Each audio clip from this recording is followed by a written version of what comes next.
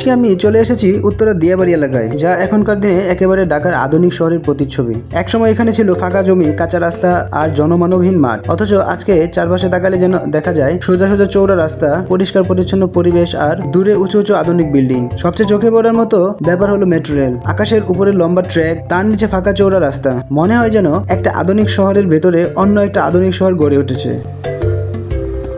Metro rail ছুটে যায়, সেই শব্দ মিশে যায় চারপাশের হালকা হাওয়া আর মানুষের কোলাহলের সাথে। ঠিক এই মেট্রো রেলের পাশে আছে শান্ত একটা লেক, যেখানে আমি আজ কায়াকিং করতে নামবো। বড়ই গাছটার ঠিক নিচেই হচ্ছে টিকিট কাউন্টার। টিকিট কাউন্টারের ঠিক পাশেই কায়াকিং করার জন্য কিছু জরুরি সতর্কবার্তা। টিকিটের ধরন এখানে দুই রকম, 3 জনের জন্য 300 টাকা এবং 2 জনের জন্য 200 টাকা। সময় মাত্র 30 মিনিট।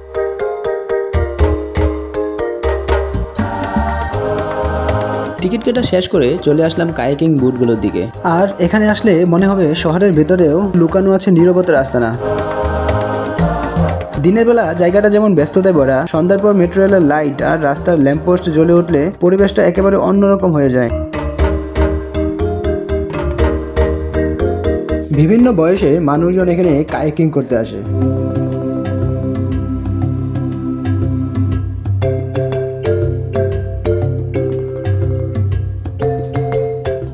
কায়াকিং এর সময় মনে হচ্ছিল ঢাকার কোলাহল থেকে পালিয়ে না গিয়েও যদি একটু শান্তি পাওয়া যায় তবে দিয়াবাড়ি সেই জায়গা। এখানে আধুনিকতার ছোঁয়া আছে, আবার আছে প্রকৃতির প্রশান্তিও। আমার নৌকা আস্তে আস্তে সামনে এগোচ্ছে, মনে হচ্ছিল সময় যেন ধীরে চলছে। মাঝপথে একটু থেমে চারপাশ তাকিয়ে দেখলাম, আসলে ঢাকা শহরের ভেতরে এইরকম শান্ত জায়গা খুব কমই আছে।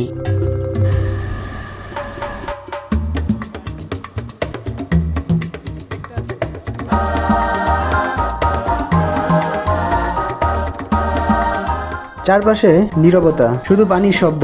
মাঝে মাঝে বাতাস এসে পানির ওপর ছোট ছোট ঢেউ তুলছে। উপরে মেট্রো রেল ছুটে যাচ্ছে, সেই শব্দ মিশে যাচ্ছে পানির শান্ত পরিবেশের সাথে। একদিকে যান্ত্রিক শহরের শব্দ, আরেকদিকে প্রকৃতির নরম আবেশ, দুটো একসাথে মিলেমিশে এক অদ্ভুত অনুভূতি দিচ্ছিল। লেকের মাঝখানে যাওয়ার পর দেখলাম কিছু বিদেশি পর্যটক, ওরাও আনন্দের সহিত কায়াকিং বোটগুলো চালাচ্ছিল।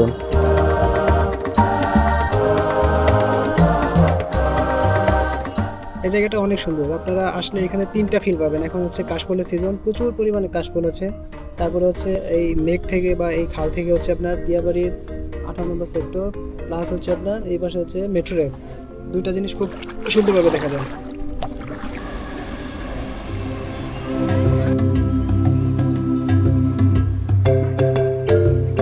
কায়াকিং এর রোমাঞ্চ শেষ করে এখন এসে দাঁড়ালাম দিয়াবাড়ির কাশবনে। সাদা তুলার মতো দুলছে কাশফুল, হাওয়ার ঝাপটায় যেন ঢেউ খেলে যায় চারপাশে। মনে হয় প্রকৃতি আজ শহরের কোলাহল ভুলিয়ে দিতে সাজিয়েছে এক আলাদা উৎসব। মেট্রো রেল, আধুনিক শহর, সবকিছুর মাঝে এই কাশফুল যেন মনে করিয়ে দেয় শান্তি আসলে খুঁজে পাওয়া যায় ছোট ছোট মুহূর্তে, ঠিক এরকম সাদা আর নিরাবরণ সৌন্দর্যে।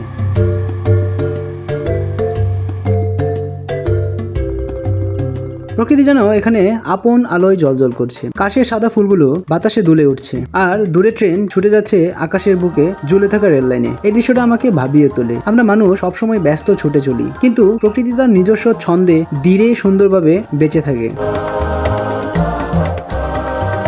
দিয়াবাড়ির কায়াকিং থেকে কাশফুলের সাদা জাত, আজকের এই যাত্রাটা ছিল একেবারেই অন্যরকম। শহরের ভিড় থেকে বের হয়ে এখানে কিছুটা শান্তি, কিছুটা প্রকৃতি খুঁজে পেলাম। আপনাদের যদি ভালো লেগে থাকে এই ভ্রমণ, তবে একদিন অবশ্যই চলে আসবেন দিয়াবাড়ি ঘুরে যেতে। এখানে আসলেই সময় থমকে যায়। আর হ্যাঁ, অবশ্যই আমার চ্যানেলটি সাবস্ক্রাইব করতে ভুলবেন না।